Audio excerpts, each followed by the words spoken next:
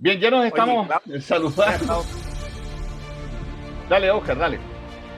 oye, Claudio que se fue a Estados Unidos, man, ¿te acordás Sí, cuando pues. nos juntamos por primera vez? ¿Qué año sería? Como el 90 99, 98 tiene que haber sido. ¿qué? 98. Cuando ¿te acordáis la cara que se robó? Bueno, primero fue lo del ojo del Moai, pero ¿te acordáis la cara que se robó unas cuestiones de la tienda, man? Sí. Bueno, como ya lo habrán visto, hemos empezado el programa de un modo bastante poco usual, ¿no? Con Francisco Torres desde la isla de Pascua y su excelencia reverendísima desde la capital de Peñalolén, casi, ¿no? En Peñalolén, en el límite. En el límite. Y Cristian Antoine, que les habla desde la comuna autónoma independiente de Las Condes, los saludan y le dan la bienvenida a esta nueva edición de Patrimonio. En este caso, una edición especial.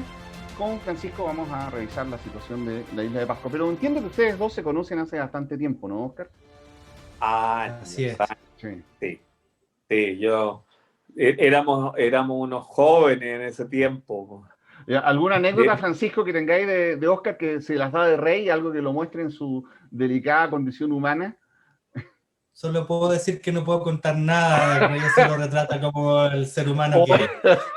Nada digno de contar o por en medio de este audiovisuales. Claro.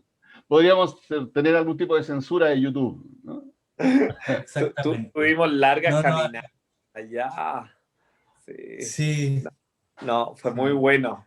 Sí, bueno, una vez, creo que era contigo, no sé si contigo o con Mario Castro, cuando viniste a hacer esos sumarios que hablaba al principio, que estábamos fuera del museo y empezaron a disparar. ¿Te acuerdas que había alguien que por aquí en el barrio, que cuando se ponía a tomar se ponía a disparar? Empezaron a escucharse unos disparos y balazos aquí al lado, digamos, era un vecino relativamente cercano.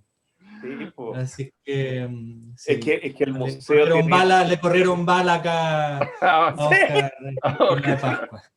Sin ninguna justificación. Bueno, no ha sido la única parte en que te han corrido balazos, ¿no, Oscar? Bueno, estamos hablando acerca del territorio de la isla de Pascua. Ustedes saben, fue declarado Patrimonio de la Humanidad por la UNESCO en el año 1995 por su importancia natural y cultural, ¿no? Y hoy día representa para los chilenos un aspecto biocultural y de desarrollo que obviamente forma parte también de nuestras preocupaciones. El parque tiene más de 25.000 restos arqueológicos, ¿no? Que ameritan una protección especial. Son restos de una cultura y de una historia que formó parte de la tradición de ese lugar, pero también hoy día viven ahí chilenos, ¿no? Descendientes de Rapa Nui, y otros extranjeros que están avecindados como migrantes en la isla, generando un ecosistema frágil, un ecosistema difícil de sostener. La isla tiene un origen volcánico, es muy sensible a la erosión, hay problemas con el abastecimiento de agua. Estos días hemos visto en las noticias, y de ahí el título del programa de hoy, unos incendios forestales que han estado, pastizales me imagino, ¿no? Que han estado afectando a la isla. Y bueno, en general hay algunos problemas con los cuales quisiéramos conversar hoy día contigo, con Francisco y con Oscar, que también ha tenido la ocasión de poder estar en Rapa Nui, hablando un poco de cuál es la situación del presente, de su gestión patrimonial y cuáles son sus desafíos más cercanos y qué podríamos esperar de ella en el futuro. De eso se trata, colegas. Tenemos unos 25, 30 minutos para poder conversar. No sé si me van a hacer alguna pregunta en concreto o... No, dale ¿cuál es la situación que se está viviendo? ¿Qué pasó con los incendios? ¿Está controlado? Entiendo que sí. Mira, quizás para partir un poco haciendo historia y que se entienda también desde la posición en la que yo puedo hablar y opinar eventualmente, porque el museo por muchos años fue la institución cultural ligada al patrimonio de la isla, junto con CONAF, que administraba el Parque Nacional, que abarca casi la mitad del territorio de la isla, básicamente la costa, todo el borde costero, y algunos puntos en el interior. El límite del parque ha ido modificándose y lo que es patrimonio mundial es el parque, no toda la isla. También hay que aclarar eso. cuando yo llegué acá el año 97, yo soy arqueólogo de profesión, me tocó asumir muchos trabajos vinculados fuera del museo, digamos. Yo venía a trabajar al museo, pero junto con Claudio Gómez, director en esa época del museo, y como había sido un poco la tradición, el museo recibía a los investigadores, a los arqueólogos, participaba en tareas de restauración, etcétera. Y nosotros seguimos un poco con ese vuelo, aunque CONAF ya tenía arqueólogos, estaba José Miguel Ramírez, Marco Rauch en esa época, hacían el trabajo más arqueológico, pero siempre hubo buena comunicación y trabajo en conjunto. Entonces, a mí en lo personal me tocó asumir muchos trabajos en terreno, de ir a supervisar, o como ahora ocurrió con las quemas, ir a mirarlo, pero desde hace ya más de 5 años existe una oficina, una secretaría técnica del patrimonio, que depende directamente del Consejo Monumento, y ellos se hacen cargo de toda esa parte. Okay. Entonces, a mí no me ha tocado ir a mirar las quemas ni nada de eso, me he enterado un poco por los medios informales, WhatsApp y todo eso, y entiendo que está controlada ya, fueron 600 hectáreas aproximadamente, No es poco. lo cual es una gran cantidad, en una zona donde hay bastante patrimonio, cercana a la cantera del volcán, por lo que entiendo también en la parte de atrás del volcán, y zonas que se han prospectado en el último tiempo porque se iban a devolver unos terrenos a la comunidad que al final no se hizo, y por lo tanto hay un registro ahí del patrimonio. Son pastizales, que es lo que generalmente se quema acá, que bueno, la isla la mayor parte es pasto, y acá se prende la gente prende el fuego para renovar el pasto. Ese es el motivo principal. Pero no hay una preocupación, un cuidado, se prende y la gente se va, y el viento para donde lleva el fuego lo lleva, y eso reviste un riesgo también para la gente. Ahora hay más gente viviendo en el campo que antes, entonces también corren riesgo las casas o habitaciones. Hay muchas tomas de terreno también en esos sectores. Por lo tanto, hay riesgo también para las personas, animales, hay muchas vacas y caballos sueltos también, además de fauna, no toda nativa, pero hay fauna, lagartijas, ¿cómo se llama? Aves, etcétera, que también quedan en peligro. Sí. Además del patrimonio, obviamente. Tú sabes, Cristian, que con Pancho nos conocimos, como bien decíamos, como el año 98, porque él trabajaba y sigue trabajando, con lo cual demuestra que la isla enamora, en Isla de Pascua. Llegó a trabajar con Claudio Gómez, colega de él. Claudio es más bien antropólogo, ¿cierto? Sí, antropólogo, sí. Antropólogo, sí. Y hicieron una muy buena dupla por un gran tiempo. En ese tiempo el museo, además, funcionaba ahí frente al Aju Naunau. Tajay. Sector Tajay, sí. Sin número. Todavía funciona acá el museo. Y al lado había unas casas, estaba la casa del director, y había unas casas más pequeñas que eran como para personal y para las visitas que llegaban, sí, a permanencia. Y la labor de ellos no era menor, porque claro, no, era la contraparte técnica del Consejo Monumento en todo, de hecho. O sea, yo creo que como el 2005, 2006, contratamos a la Sonia Jaoa allá como sí, arqueóloga, y eso ayudó un poco, pero no, es abnegado, no es fácil el tema, porque la isla es un triángulo no muy grande, salvo la parte del fondo, no hay mayor arborización, digamos, como tú dices, son pastizales, pero prenden rápido. Sí, sobre todo la costa sur, que es la que la que mira al sur, que es donde está es la costa más larga y donde está la mayor cantidad de sitios. En esa zona donde generalmente también hay ganadería y por eso se prenden los fuegos. Claro. Oscar, pero también se han quemado En otra época se ha quemado la cantera de los Moai, el volcán hace un par de años hubo como 7 focos distintos en distintas zonas, entre ellos la aldea ceremonial de Orongo, al frente, y al frente todo el cráter se quemó por dentro y buena parte del exterior también. Es decir, que los fuegos son un tema y me imagino que también con el cambio climático y todo eso cada vez tienden a ser más complejos, como tú también decías. Perdón, el tema del agua, acá no hay agua superficial, es todo agua de pozo, por lo tanto ir a apagar un fuego al interior o cualquier lugar fuera del pueblo requiere llevar camiones aljibe, lo cual hace la tarea bastante difícil, y si han visto las noticias se ve a la gente con ramas o con otras cosas tratando de sofocar el fuego más que con agua. No es... Y eso requiere movilizar a la comunidad en general para ayudar a controlar el fuego. Francisco, y dentro del conjunto de situaciones complejas que podrían estar afectando hoy día el patrimonio, el fuego es una de ellas, pero ¿visualizas otras? ¿Alcanzas a observar otro tipo de situaciones que podrían, bueno, de alguna forma obligarnos a ponerle atención al tema de la gestión patrimonial, el cuidado arqueológico de lo que está ocurriendo en la zona? O sea, bueno, la verdad es que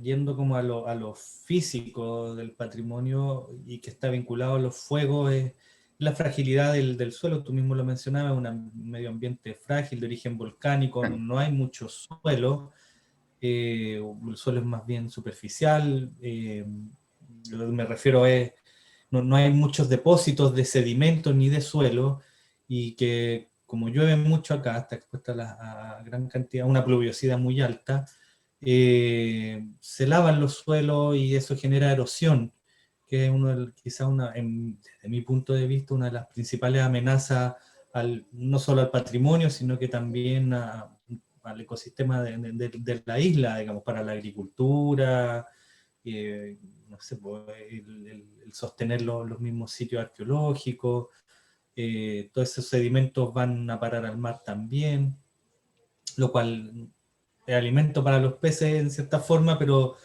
uno ve las manchas cafés de todos los sedimentos y suelos que se lavan con cada lluvia aquí frente al museo, en la costa. Entonces es un tema, el tránsito de los vehículos genera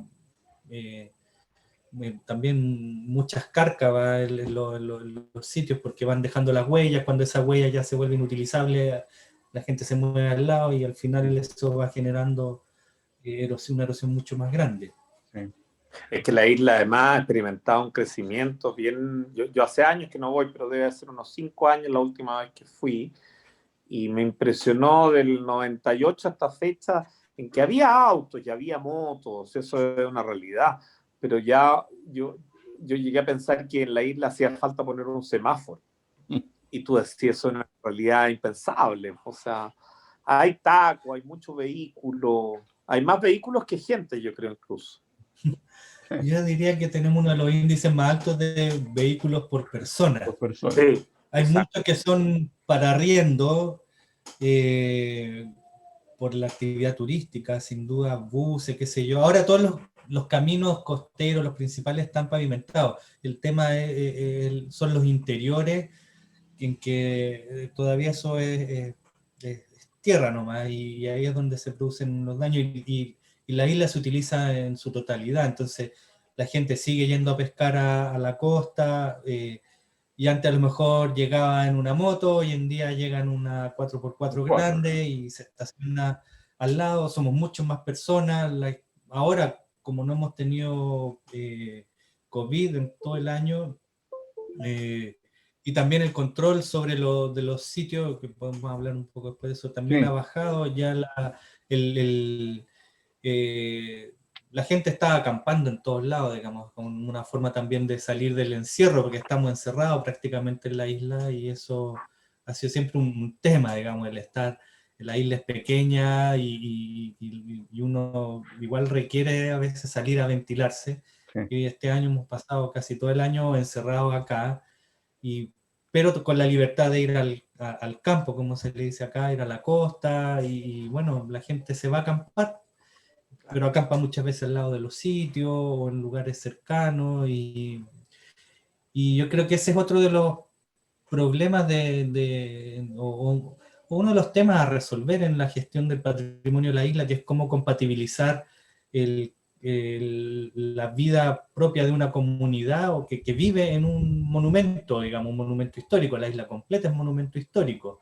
En teoría, si hay, Oscar puede aportar ahí, en teoría, si yo quisiera mover una piedra del jardín, debiera pedirle permiso al Consejo Monumento, o construir una casa, todo debiera pasar por el Consejo Monumento, que obviamente es una locura, digamos, pero toda la isla es monumento histórico. Y ese punto que dice Pancho es súper cierto, porque es quizá un tema que largamente a mí y a otros nos ha tocado reflexionar, es decir, si esa declaratoria, como se hizo en su momento, tiene lógica o debiera revisarse, no por desafectarlo, sino por definir realmente un perímetro que sea lógico, porque en la isla la declaratoria de monumento histórico nunca ha regido en los hechos.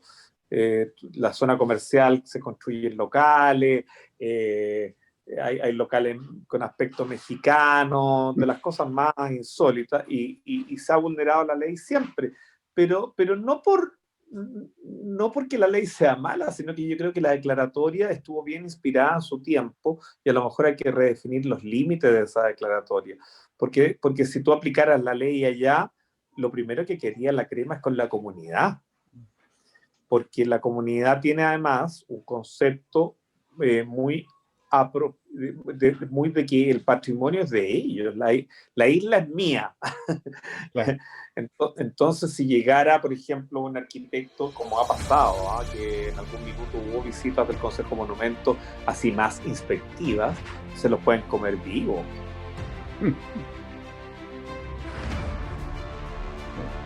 Oye, Francisco, yo he estado leyendo algo del trabajo que has publicado sobre la arqueología de la isla, y hay una idea que recojo tuya y que me ha parecido muy interesante, cuando dices que los moais y todo lo que se ha estudiado han ocultado otros aspectos de la vida cultural y arqueológica que son también muy interesantes, ¿no? Te lo digo porque yo no he estado nunca en la isla, y cuando busco una imagen en Google, lo primero que me aparecen son estas esculturas, ¿no? En piedra, y me cuesta, tengo que entrar a buscar con más detalle otros aspectos de la riqueza del patrimonio que tienen en ámbitos de textiles, en tallado, en instrumentos musicales, ¿no? Que también son bien peculiares, pero pareciera ser que han quedado un poco ocultos, ¿no? ¿Qué está haciendo el museo para esto? ¿Te preocupa este tema todavía? ¿Lo sigues trabajando? O sea, bueno, en términos personales, a mí, voy a partir un poco más atrás. Cuando yo llegué acá, claro, la imagen que uno tiene es el Moai, los misterios de la isla asociados al transporte de los Moai. Sí, claro. Pero después uno se va dando cuenta que hay una cultura mucho más rica, que lamentablemente se vio muy impactada por toda la colonización, los esclavos, los conflictos internos primero, pero luego ya la llegada al mundo occidental, europeo, con enfermedad, etcétera, que diezmó la población, y hay algunas cosas que se han rescatado. Pero además, y creo que lo más interesante es que uno se da cuenta que la isla no está sola, que los moai no vienen de la nada ni del espacio, sino que de una tradición cultural mucho más amplia, que es la cultura polinesia y oceánica, incluso, que permiten entenderle y le dan su contexto, y entender cómo llegó la gente acá, de qué manera se relaciona con esas otras culturas, me parece, a mí en lo personal, algo muy atractivo, muy interesante. Ponerla un poco en ese contexto más oceánico.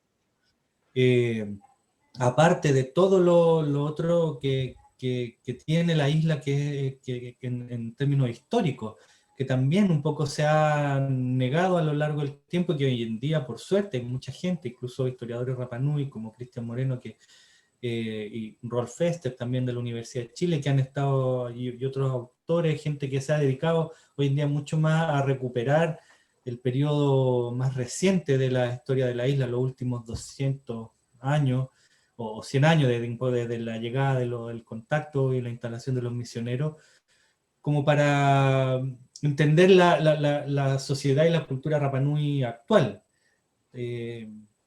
Entonces yo creo que ahí hay una riqueza de historias, de eventos, de elementos que nos debieran hacer a nosotros como sociedad reflexionar de qué forma Chile ha llevado adelante procesos de colonización, etcétera. O sea, hay un campo muy rico para una discusión sobre la gestión del patrimonio, por un lado, la historia, no sé, por la relación con las etnias, y en fin, y historias propiamente tales que dan como para hacer películas, digamos. O sea, ya hasta ese punto, creo yo, digamos. O sea, desde la llegada del primer misionero, cómo se instaló, cómo lo tuvieron que rescatar en algún minuto, porque no la vio muy fácil acá en la isla. Entonces, sí, hay mucho tema todavía para investigar. Cada cierto tiempo siguen apareciendo fotografías históricas que nos cambian un poco la imagen que teníamos de la isla, de sus paisajes, cómo ha evolucionado el paisaje. No sé, hay harto tema, además de los moai, cómo fueron transportados. Oye, esto que tú mencionas de las fotografías que aparecen ahora, ¿tiene algo que ver con el trabajo que estás realizando en estos momentos? Bueno, nosotros, el museo tiene un archivo, y la verdad que no te contesté en definitiva lo que estamos haciendo en el museo, pero nosotros más que nada hemos ido tratando de complementar la exhibición permanente, que está enfocada básicamente a los turistas, y explicamos la cultura clásica Rapa Nui, complementarla con exposiciones que hablen más bien del periodo histórico y que le hagan sentido también a la comunidad local. Nosotros hemos tratado de reenfocarnos hacia la entrega de contenidos que también acerquen o hagan sentir a la comunidad que el museo es el lugar donde se resguarda su memoria, y que en el fondo con establecer esos vínculos que en algún minuto cuando yo llegué eran más bien inexistentes, o se veía como algo muy lejano, y de a poco hemos ido tratando de trabajar y de que en el fondo el museo cumple ese rol de ser un lugar de memoria de la cultura, de la comunidad y del patrimonio. Sí. Es muy interesante lo que dice Pancho, porque es un tema que a nosotros en el continente se nos va. Nosotros asociamos como la isla, los moai, claro, que hay más de 900 solamente en el territorio insular, de acuerdo al levantamiento del padre Engler, pero tienen muchas más cosas, las casas bote, los jardines de piedra para cultivar, no sé, todo el tema de cuevas. La isla es como un queso gruyere, está lleno de cuevas en su interior. Sí. Las tradiciones, ¿cómo se llama este juego que hacen con el Kaikai? El Kaikai, claro, patrimonio intangible. De hecho, yo creo que, por ejemplo, la mirada tradicional de la isla y lo que uno encuentra es esta que habla del colapso, de cómo de manera irracional prácticamente destruyeron su medio ambiente, y se utiliza como un ejemplo de lo que no podría ocurrir.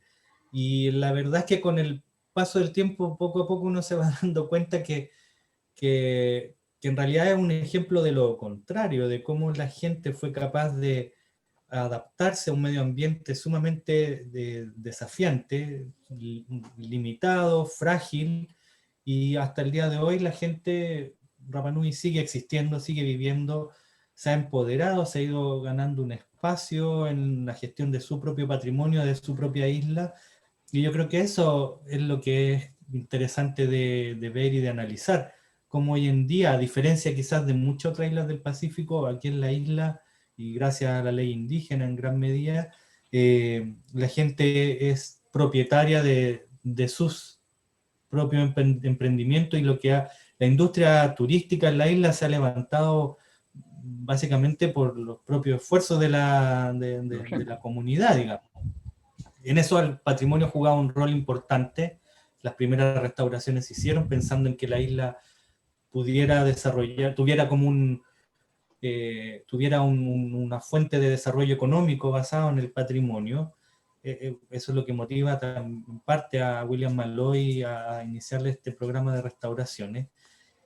Pero después ha sido la iniciativa privada, básicamente, hay aportes del Estado, etcétera, pero ha sido la comunidad Rapa Nui la que ha seguido su propio camino y desarrollándose y llevando adelante el turismo, digamos.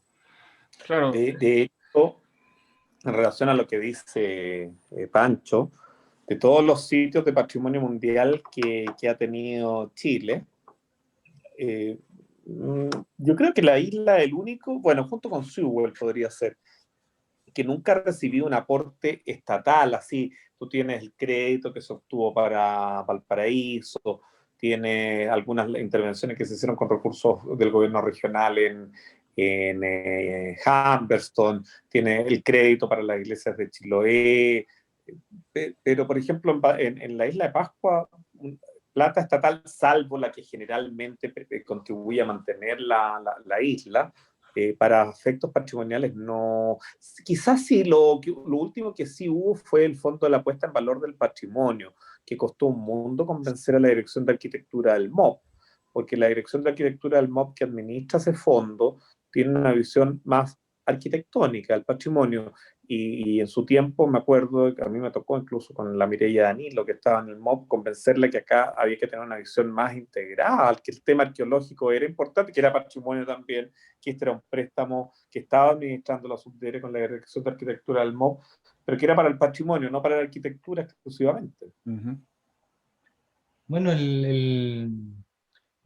yo diría que en los últimos años también, a través de la oficina de la Secretaría Técnica, se ha invertido también recursos, y eso ha sido, lo miro en perspectiva, un salto importante en dos aspectos. Uno, en que el Consejo tenga una presencia importante en un lugar relevante del patrimonio en Chile, y que permita llevar de mejor manera también la relación con la comunidad a través de este consejo asesor que ya existía, pero que en definitiva el que exista un organismo técnico permanente ayudaba a que el trabajo de ese comité asesor funcione definitivamente, despegue, digamos, que antes tenía algunos inconvenientes. Y eso también ha permitido que, porque era parte del mandato, cómo se creó la oficina, que también se hayan invertido recursos que han llegado para hacer proyectos como la restauración y puesta en valor de Baitea, el plan de manejo, y ahora el índice, el indicador producto de toda esta ley de migración, o de residencia, mejor dicho, un indicador de la capacidad de carga, que también está ayudando a desarrollar herramientas para evaluar el estado de conservación del patrimonio de la isla, y eso efectivamente ha ido cambiando con el tiempo, pero sí, por muchos años la inversión o la investigación se hizo desde afuera. Hay que decir, también hay eso, ¿no? Tú que eres abogado, también, pues no sé, la ley Pascua originalmente consideraba fondos del Casino de Viña para la protección, y que se tenían que destinar acá al cuidado del patrimonio de la isla, y eso en algún minuto se sacó, digamos. Claro. Pero se alcanzaron a hacer algunos trabajos con plata que venían de esos fondos. Sí. Francisco, la isla, igual que muchos otros sitios de patrimonio en el mundo, fue durante mucho tiempo objeto de expoliaciones muy profundas de aventureros, qué sé yo, piratas, comerciantes, barcos, científicos que llegaban y cada vez que podían sacaban algo de alguna parte y se lo llevaban a algún museo en el mundo. Y hoy día parte de ese patrimonio, según un listado en el que tú mismo estuviste participando, está distribuido entre el Museo Británico, el Museo de Nueva Zelanda, museos alemanes, museos en Estados Unidos, entre otros, ¿no? ¿Es tema hoy día para tu oficina, el museo, para la comunidad pascuense, volver a traer algunas de esas piezas de vuelta a Chile? A la isla de Pascua, al menos. O sea, sí, o sea, para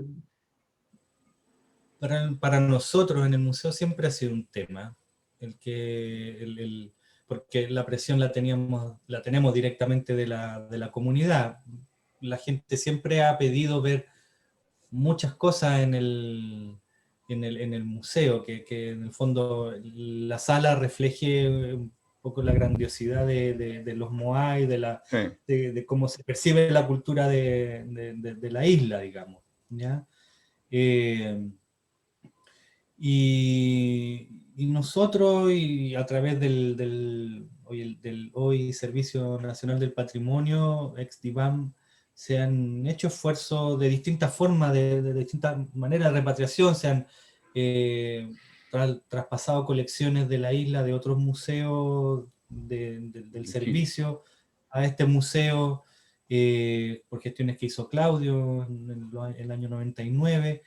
En los últimos años se nos ha podido dar fondos para comprar colecciones, y esa ha sido otra forma de ir mejorando, comprando, adquiriendo colecciones que de alguna manera vuelven acá a la isla. Ahora, gestiones de mayor nivel, claro, ya requieren una gestión más política, y hace poco es la comunidad la que se ha ido organizando para empezar ya a hacer ciertas gestiones. Hay que recordar que la isla fue anexada por Chile el año 88. Muchas colecciones salieron antes de eso, y también muchas colecciones o muchos museos, y yo me acuerdo que Claudio Gómez estuvo en Estados Unidos y en el Smithsonian, trajo copias fotocopias de las boletas de compra-venta de los artefactos, digamos, de los objetos. Entonces, yo creo que en el caso de la isla también existe cierta confusión, y yo creo que nos lleva a analizar todo este tema del expolio y todo eso. Creo que hay que darle una vuelta, lo cual no quiere decir que uno no pueda aspirar legítimamente a que ciertas cosas vuelvan, pero la negociación a veces se va a ver enfrentada a ciertas conversaciones que hay que tener una mirada un poco alternativa, y no solamente desde el expolio o el abuso, digamos, porque en muchos casos no fue así. No fue así. No fue así.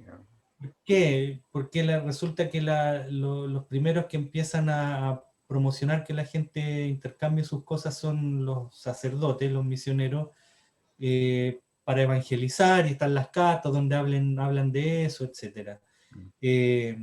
Pero los pocos barcos que llegaban intercambiaban cosas, y la gente rápidamente se dio cuenta que eran bienes de intercambio y eran apreciados por fuera. Y aquí yo diría que tempranamente surge en la isla el comercio, el intercambio.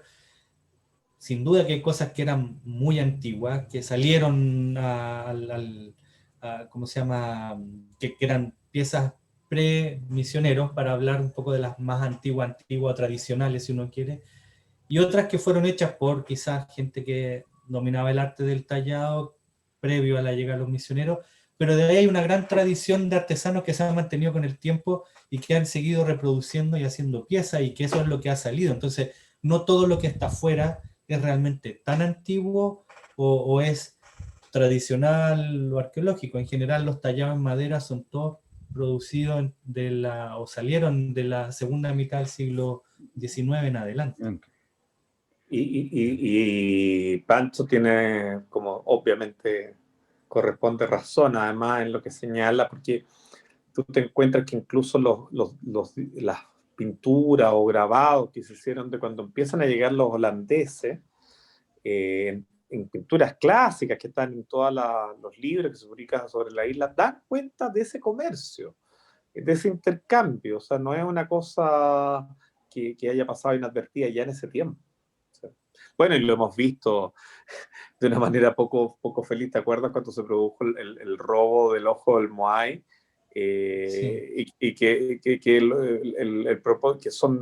el museo tiene solamente 2 ojos, hasta donde yo me acuerdo, uno que es de piedra y otro de coral.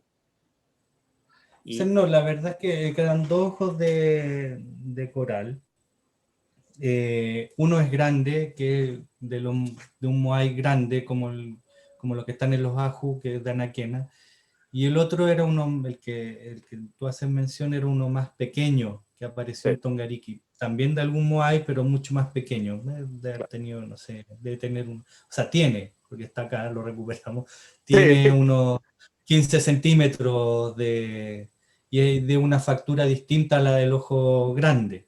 Exacto. ¿Ya? Y tenemos más fragmentos, pero el único ojo que ha podido ser grande de los moai que uno asocia a la isla es el moai que viene de Anaquena, el moai, o sea, un ojo que mide, no sé, unos 25 centímetros, Claro. un poco más. Ahora, Entonces, el ojo que nosotros mencionamos de Tongariki, ese se lo robaron y quisieron venderlo en un hotel, y si no me equivoco eran $100. Y el dueño del hotel, que era Rapa Nui, el que lo vendía también era Rapa Nui, hizo la gestión para confiscarlo, o sea, para que la PDI, ¿te acuerdas? Llegamos a un juicio ahí, incluso hubo condena en Valparaíso, que fue un tema muy complejo, porque la ley Pascua, que ha estado en el ojo del huracán a propósito de la violencia intrafamiliar y otros temas recientemente, con la constitucionalidad, la modificación de la ley, contiene dentro de sus normativas un concepto muy anacrónico, que es voy a decir una brutalidad, pero es una brutalidad jurídica, no es una brutalidad de animosidad. Tiene el concepto como del siglo XIX, del buen salvaje, ¿ya? Entonces, las penas que se establecieron en la ley Pascua, que son de 1965, aprox, están disminuidas en un grado respecto de las que se aplican a alguien que no sea originario de la isla. Lo cual hoy día es insostenible. O sea, ¿no? Se entendió como una de las barbaridades que dice siempre. No, es que cuando uno habla de esto, es raro. Verdad, no, es un concepto que había en ese tiempo. Sí, claro. Muy anacrónico. A mí me quedó que hay que ponerle ojo al patrimonio, ¿no? Por esa historia que estás contando. Oye, estamos ya llegando al tiempo que teníamos previsto, Francisco. Hay un momento que está marcando nuestra historia, que es el COVID, ¿no? Y la epidemia en el continente, y me imagino que las repercusiones que ha tenido para la isla. ¿Cómo ha provocado esto algún cambio en vuestras rutinas al interior del museo? ¿El museo ha tenido algún efecto por esta situación que nos ha estado pasando? O sea, bueno, nosotros... No tenéis público. En la isla se detectaron solo 5 casos al comienzo y se controló rápidamente, y la isla se cerró al turismo también rápidamente, así es que desde abril del año pasado no hemos tenido ningún caso. Yeah. Por lo tanto, nosotros hemos ido trabajando, o sea, nos mantuvimos trabajando primero haciendo teletrabajo sin venir al museo, que fue lo primero que se hizo. Tuvimos problemas de abastecimiento graves, porque en realidad aquí la mayor parte de la carga llega por avión. Cuando eso se cerró, al menos lo perecible llega por avión, y teníamos vuelo todos los días. Cuando eso se corta, empieza a haber desabastecimiento, había que hacer, igual que en el continente, colas para comprar, se atendía a mediodía, etc. Eso se ha ido, por suerte, subsanando. Bien. Hoy en día los empresarios se organizaron y están trayendo 1 o 2 aviones al mes con abastecimiento, si es que no 1 a la semana, la verdad no lo sé.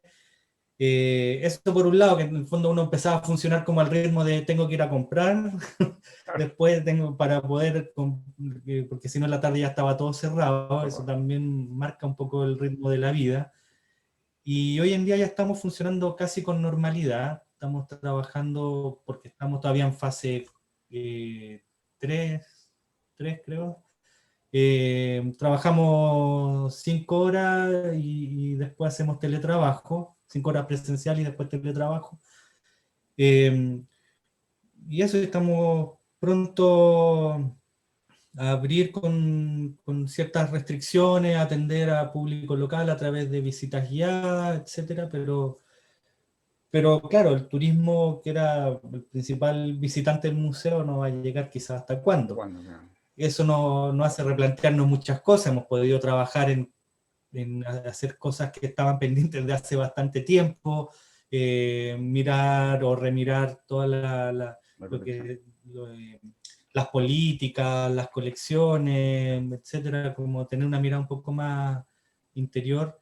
Y por otro lado, bueno, hay un montón de otras cosas que están sucediendo en paralelo que con el continente, que vienen de afuera, requerimientos externos que nos obligan igual a estar conectados y mantenernos en un ritmo de trabajo. Perfecto. Francisco ha sido pero extraordinariamente gentil por atender la llamada de Patrimonio, ¿no? Y compartir con nosotros. No, de nada, cuando quieran. No, nosotros felices, que te vaya muy bien, mucho éxito en la gestión del museo, el trabajo para tus colegas. ¿Cuánta gente está trabajando ahí hoy día en el museo? ¿Son 10, 12? Somos 11 funcionarios en total, y en este minuto tenemos un par de personas que son contratadas por la municipalidad en un programa de proempleo, que están asignadas al museo y nos están ayudando una barbaridad con algunas cosas. Perfecto. A todos ellos nuestro abrazo, en el reconocimiento por lo que están haciendo. Sigan adelante, por favor, muchachos. Tenemos que tener más cultura para todos. Queda muy bien, están en una labor importante. Su Alteza, que le vaya muy bien. Un agrado. Un agrado. Que se recupere. A ver, César. A ver, César. Que se recupere pronto su salud. Muchas gracias. Que estén muy bien. Muchas gracias, Nos Francisco. vemos. Nos vemos. Un gusto. Hasta luego. Chao, chao. Cariño a todos por allá. Muy Ya, bien. por tu nombre, adiós. Gracias. Chao, chao. Chao.